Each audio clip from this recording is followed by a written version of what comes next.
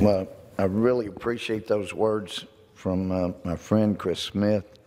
Well, and I look forward to seeing that movie. I was very moved watching the movie Gosnell. It just thought about the poet's phrase, the inhumanity to man. It is tragic. And having talked to people that have taught in China, it is a human crisis what's gone on with the abortion of so many women.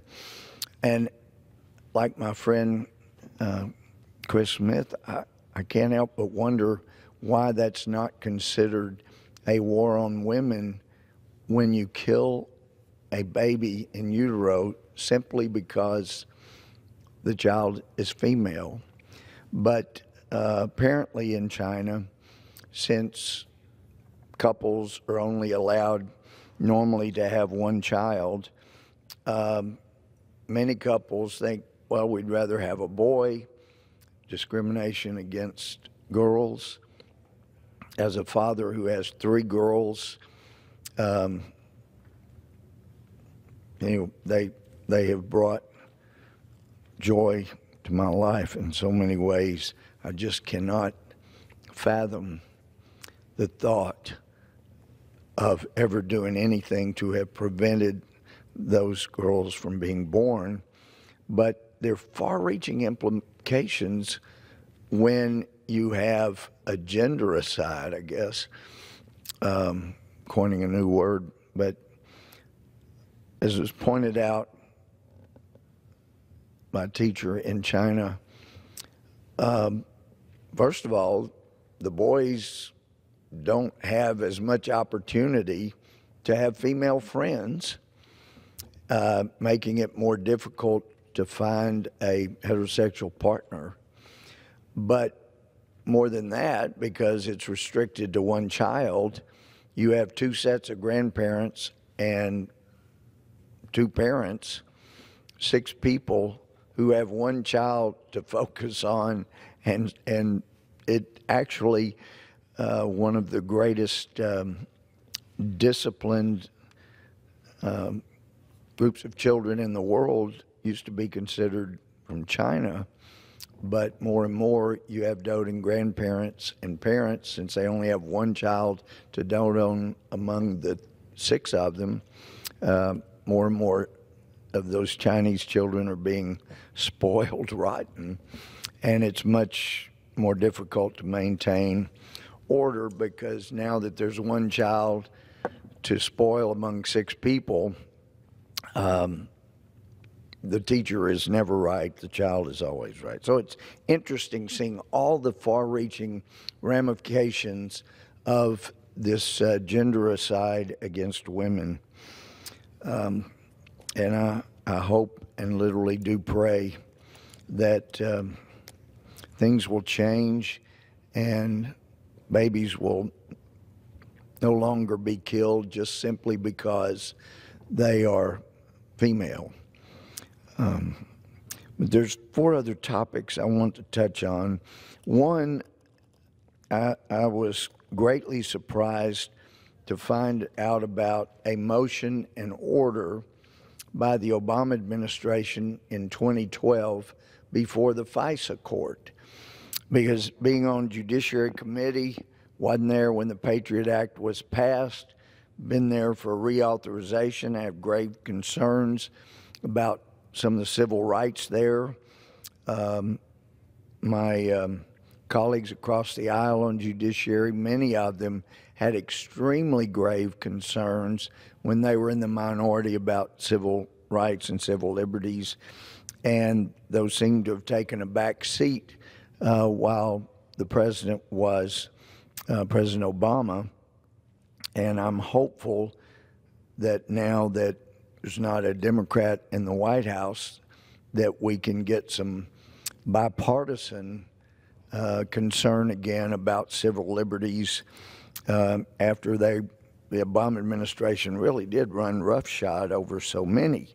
But one of the things we were assured in reauthorizing the FISA accords, the procedures and all, is that no American, and this was under Patriot Act as well, but no American would be caught up in any foreign surveillance or surveillance by our U.S. entities, whether CIA, NSA, whatever, unless the American citizen was engaged in a conversation with a known terrorist, foreign terrorist, or you know, an agent of a known terrorist organization, and then through this colonoscopy, figuratively speaking, that the Trump campaign administration were getting, we come to find out things were far more loose in protecting civil liberties, privacy rights.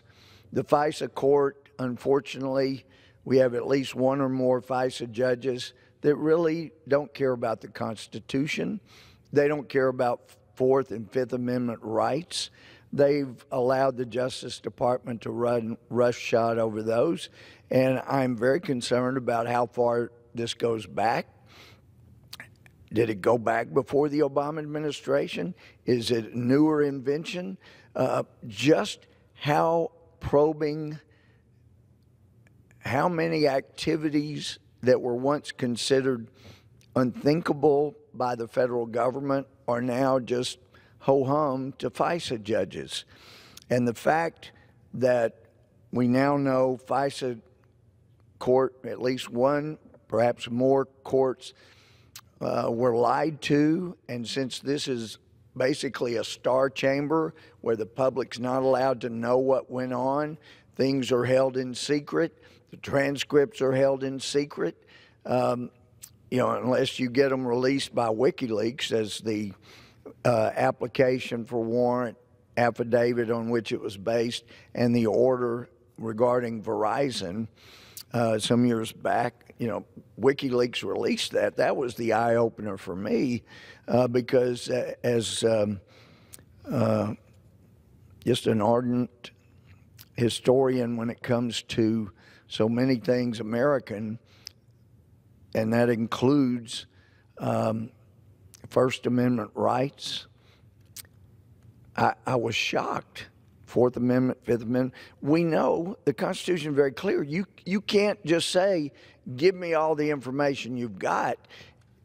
It's required. You got to have some kind of probable cause here, and you have to describe with particularity the thing to be, the area to be searched, or the thing to be searched, and the specific thing that is being sought, for which there's a warrant. And I was overwhelmed to see an affidavit saying, yeah, you know, for America's protection, we just need every bit of information that Verizon has on every one of their customers.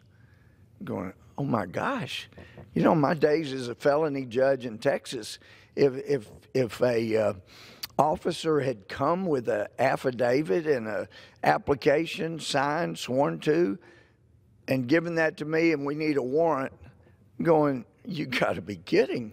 There's no particularity here saying just give me everything you got on every customer this company has.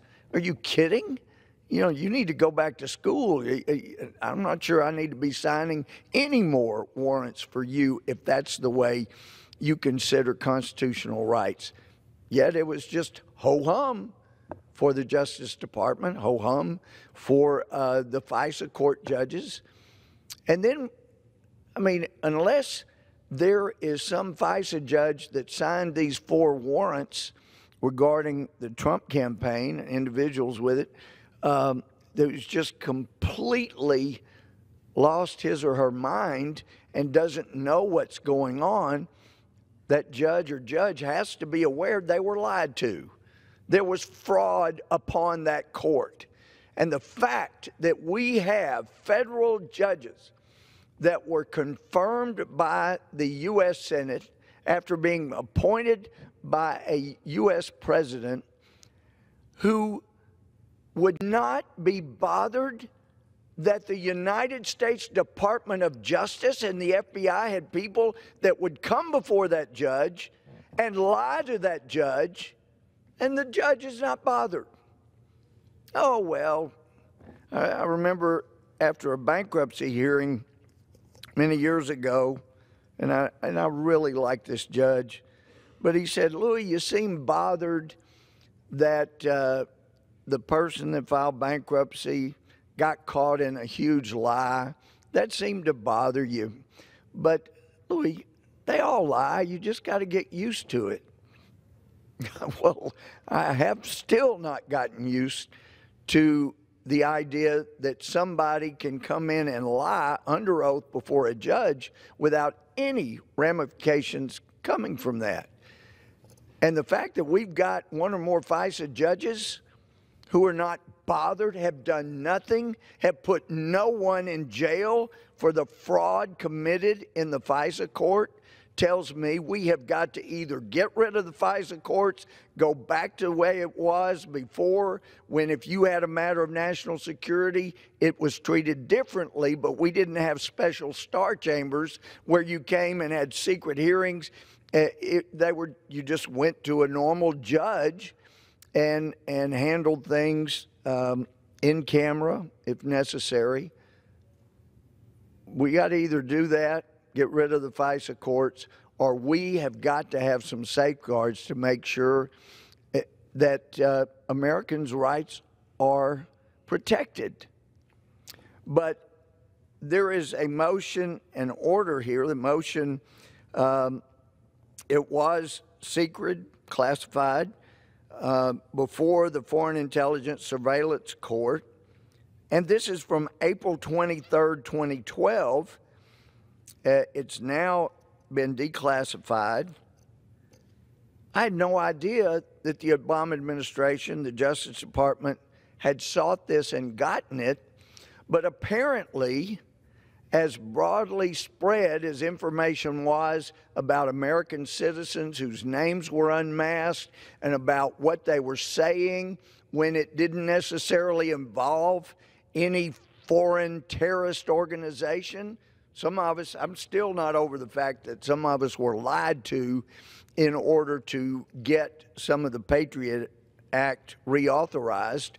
But, and that was not the Obama administration I'm talking about, but this is a motion to, and it's, well, the title is Government Submission of Amendments to Standard Minimization Procedures, and that's the procedure where if it's an American citizen that's caught up in a phone surveillance, phone conversations that are being surveilled by our intelligence, the minimization is what the law requires, where you mask the name, you minimize the conversation so that it cannot, the identity, other information is not available for review, because the Constitution protects American citizens and gives them Fourth and Fifth Amendment rights that otherwise would be abused.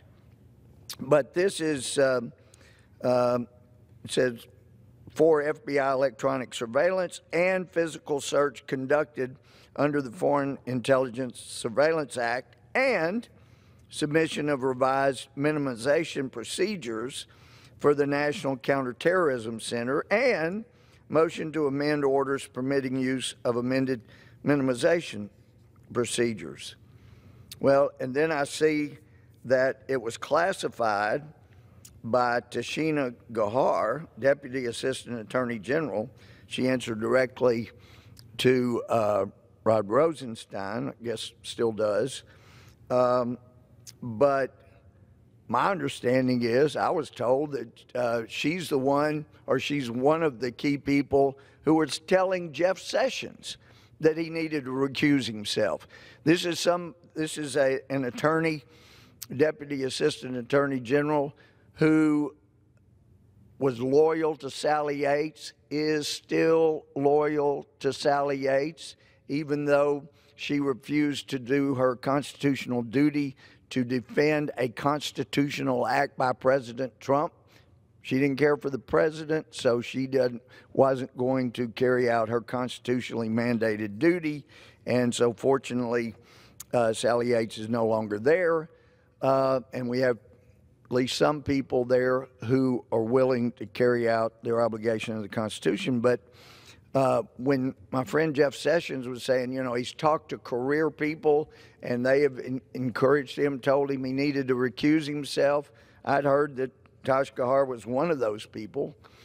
And, you know, you can call her a career person. I hope her career is about ended. But at least in the Justice Department, I also had understood she was someone who was trying to make Jeff Sessions look bad. And as the National Security Council liaison, the notices of NSC meetings would go to her for the Attorney General. And I'd heard that, I was told she would sit on those and not get them to the Attorney General. He would get his notices late. He would be, therefore, the least prepared at the NSC's critical meetings. And sometimes he would have conflicts because she didn't get him the notices early enough. And yet she, I was told, was one of those who said, oh, yeah, you got to recuse yourself. Well, her loyalty was more to President Obama and Sally Yates than they appear to be, at least to me, to the Constitution itself. And yet she's the one that's also pushing to change the minimization requirements. And what really got me as I read through this lengthy motion is, let's see, get over here, and I tagged it, because I think this is really the crux of it.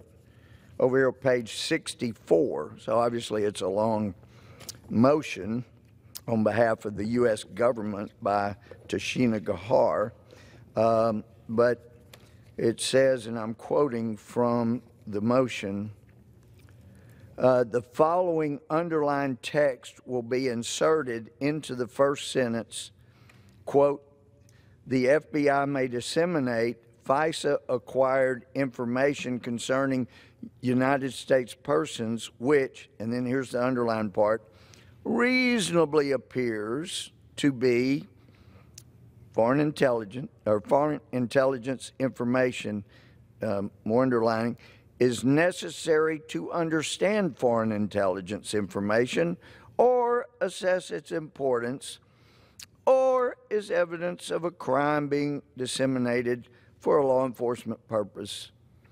Look,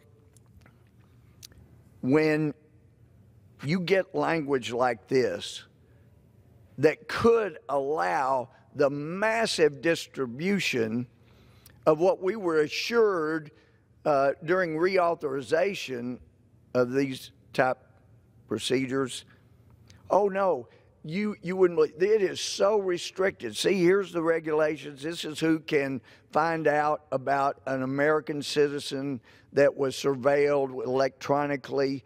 It is protected. If somebody, it's American citizen, happens to be captured by just because of who they're talking, to whom they're talking, you know, we have the minimization. Nobody gets to know who that person is. The requirements are so tough to reveal the name. Oh, no, not in this that was filed by Tosh Gohmert. If it reasonably appears it's necessary to understand some intelligence, good grief. That throws the door wide open. You could justify giving this constitutionally protected information to basically anybody. Well, I think this will be important for them to help them understand some other intelligence information. This is an outrage. And I had no idea. I don't know of anybody that did know back in 2012 that our Obama Justice Department was throwing this door open with this kind of vague and ambiguous terminology. Oh, well, if it helps them understand other information, well, then they can see and hear and get all of what otherwise should be constitutionally protected information, where the U.S. government has been spying on U.S. citizens. As I've said before, I mean, it's becoming more and more clear that the only thing that Orwell got wrong was the year. It wasn't 1984. But here, oh yeah, anything that our DOJ, our intelligence want to disseminate to their friends, even if it's somebody that may be working at the UN, we'll disclose it to anybody because it'll help them understand other information better. For heaven's sake, this is such an outrage. And, you know, here it is, 7 years, next month, 7 years since this motion and order was filed to allow the government to pass around top secret information that should be not only classified, it should never have been obtained in the first place.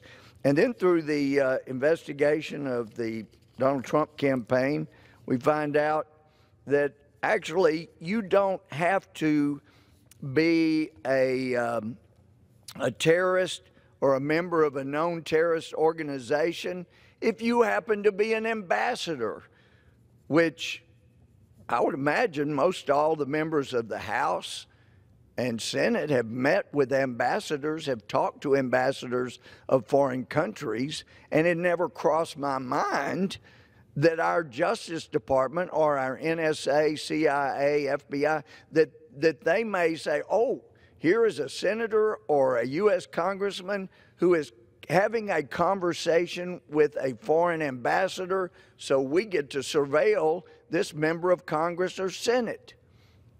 But it turns out you have a conversation with an ambassador, you can't be sure anymore that you don't have the FBI's electronic intelligence community noting and logging, checking everything that you are doing and saying.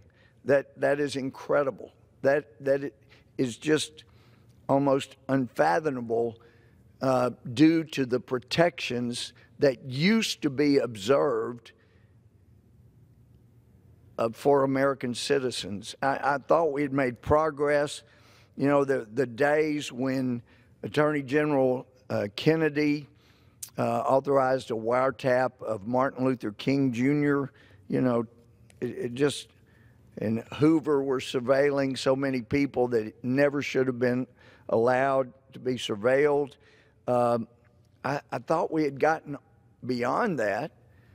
Some of those activities were unconstitutional, were illegal, and I thought we had progressed to the point that members of the House and Senate, both sides of the aisle, should be deeply offended to find out that their government may be spying on them, perhaps when they talk to an ambassador, even if it's not a terrorist country.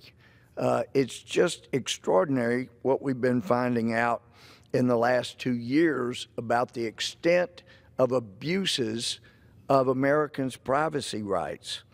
I am hoping, though, that we can work across the aisle to rein in some of these abuses, since the Obama administration is no longer there, and the protection that seems some of my colleagues were trying to afford them, even though in my mind it meant really abuses of Americans' constitutional rights. And then, you know, somewhat related, my friend Rand Paul down the hall, this story from Paul Bedard from yesterday notes that Senator Rand Paul has escalated its demand for an investigation into former Obama officials who concocted the anti-Trump Russia scandal, revealing that former CIA Director John Brennan was the key figure who legitimized the charges and discredited, quote, dossier, unquote, against the president. And it's interesting, this term dossier, everybody using now because of the former MI6, former FBI informant who became no longer trusted by the FBI, no longer usable because he was untrustworthy by the FBI, which was never conveyed to the FISA judge. And that allowed the judge to keep signing warrants based on this untrustworthy person. But now to have this, as Rand was reporting, or Senator Paul was reporting, in a tweet, he said that he had heard from a high-level source that Brennan helped to validate the dossier and intelligence reports.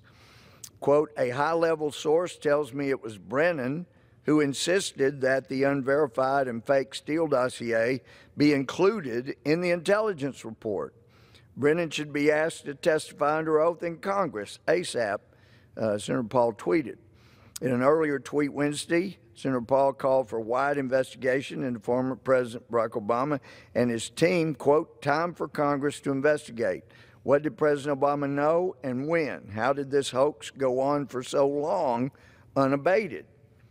It goes on to say Brennan has denied in the past that he included the salacious dossier, but at least two other top intelligence officials said he did.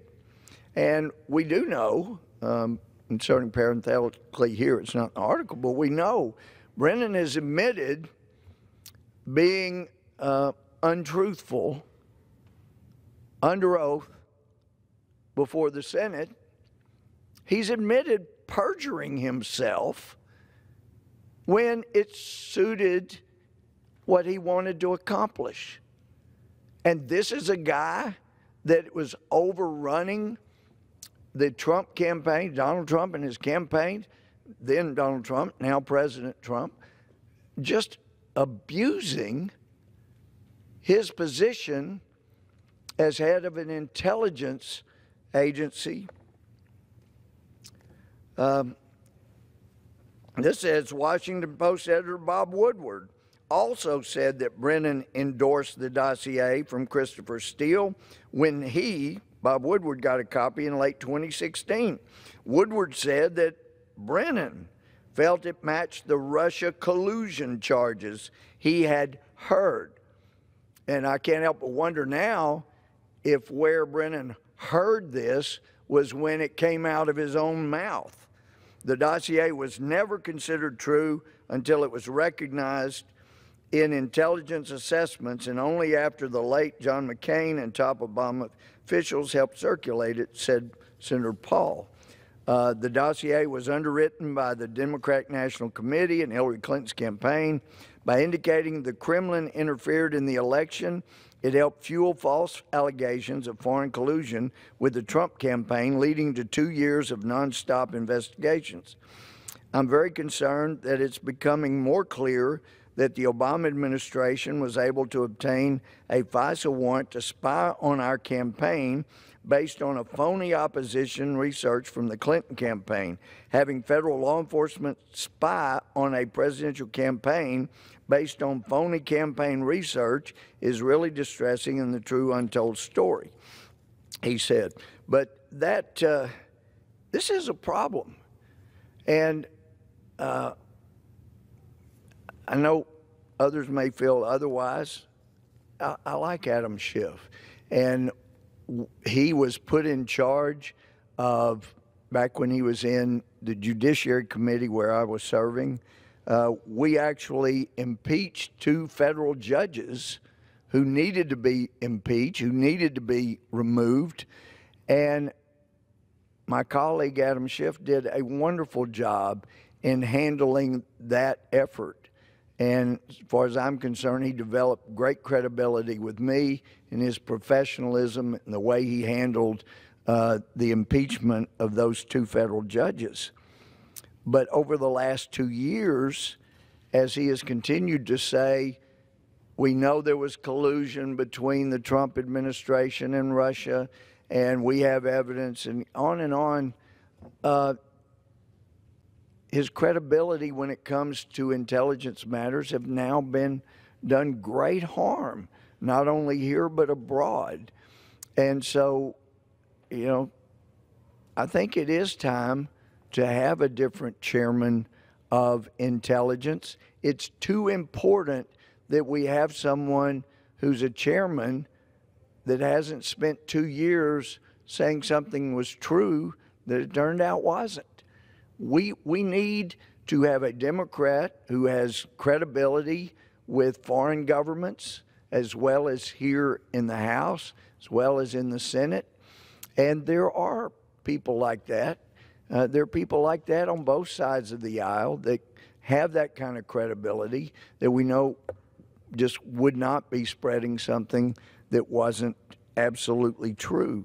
So I agree with my friends that are on the Intelligence Committee, and I appreciate my fellow Texan, Mike Conaway, from pointing out this is now a problem and it needs to be addressed.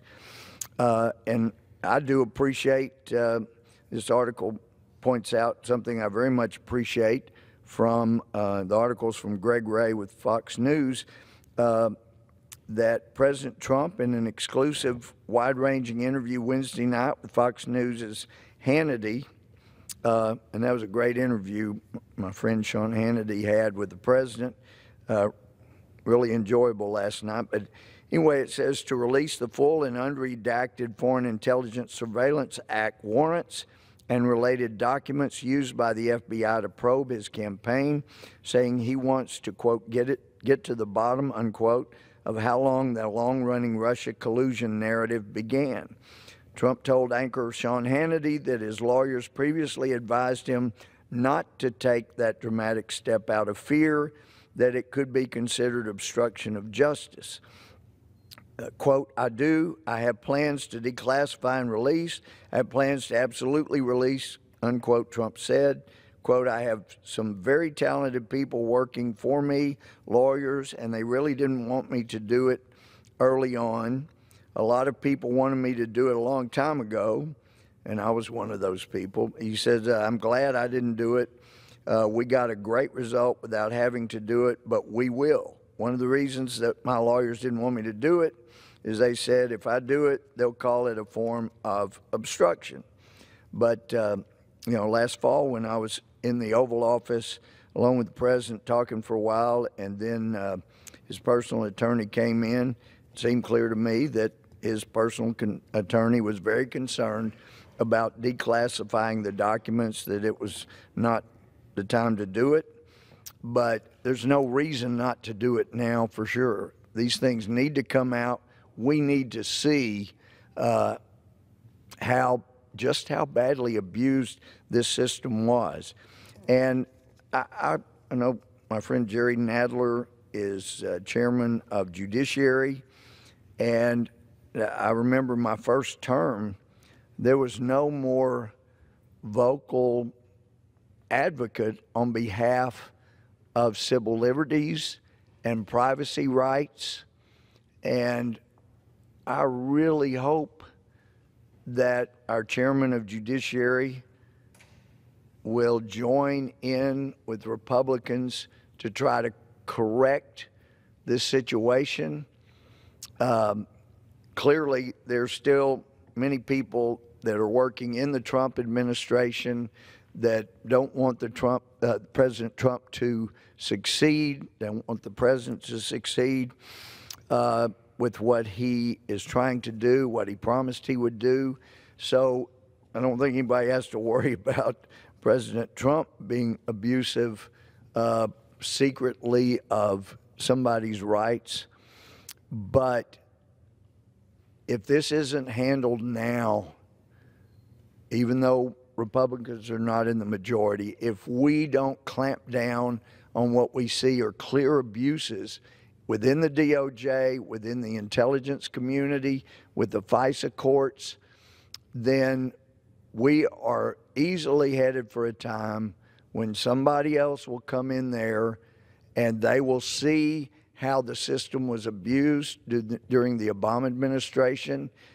And I don't know whether that'll be a Democrat or Republican, but I'm telling you, if we don't clamp down on it now, the abuses will allow the arising of a Chavez. It will allow the arising of these people that got elected and then became totalitarian. And I think there's a great deal to the poster that circulated. The problem with socialism is you can vote your way into it, but you have to shoot your way out of it. And that's what they found in Venezuela. Yeah, they voted it in, but then in order to have true socialism, you've got to move toward totalitarian. You've got to have such a powerful government. You can take from those who have earned and who have worked and give to those who are more desirable to have it according to the government. And and it's interesting, we have billionaires that are contributing massive amounts of money to move toward socialism, and obviously they don't know their history well enough to know that, yeah, they're considered good friends of the movement. Thank you, you're the hero. But then when you move either toward communism, which true communism means there is no government, everybody just shares and shares alike out of the goodness of their heart. Never can get there. You got to have a totalitarian government. That's why communism doesn't work. But socialism, boy, they welcome the help of all the rich people, but once you move toward real, true socialism, most of the time, the billionaires, they're going to end up in prison or dead and their money confiscated. So I'm amazed that so many billionaires don't realize, you know, they're just lackeys that are being appreciated now, but someday they're going to go under the bus and their money's going to be relieved from them. So it's a very critical time as the Mueller investigation is finally concluded. Having questioned Mr. Mueller numerous times, have done so much research on the man, I feel like I know him very well, obviously not as well as Eric Holder, who thought he would end up with an indictment, keep going. I can't help but wonder if we have a new attorney general that came in and realized there's nothing here after all of these subpoenas, tens of millions of dollars. It's time to wrap it up. And because I really do think Mueller, left to his own devices, would have just kept an investigation going until every potential limitation on anything he had done wrong had run out. But it's time to reform FISA courts, time to reform DOJ, time to reform our intelligence communities so the kind of abuses that have just gone on will not continue, and presidents in the future, whether Democrat or Republican, will not be tempted to abuse the system as it is now appearing has been done. Mr. Speaker, appreciate the indulgence. At this time, I yield back.